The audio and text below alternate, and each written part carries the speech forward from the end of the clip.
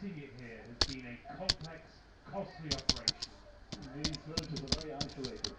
The infrastructure is very poor, and we need more of these mobile brigades on motorbikes to bring these vaccines to help save lives of children. The vaccines will soon be available. The next challenge might be to make them accessible. But for Makasami, his mother fears it is too late. He is still seriously ill tonight.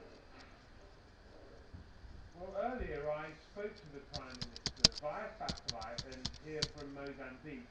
I was joined by two frontline workers here. And on behalf of those people who believe that they've heard this sort of promise from the West before, I started by asking the Prime Minister what might be different this time.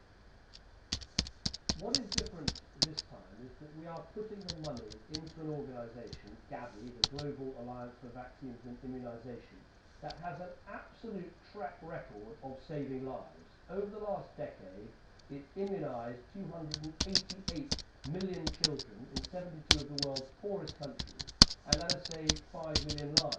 It's not about airy-fairy money plucked out of the sky. This is real money, cash down as it were, buying vaccines and immunisation that will save lives, including in countries like Mozambique.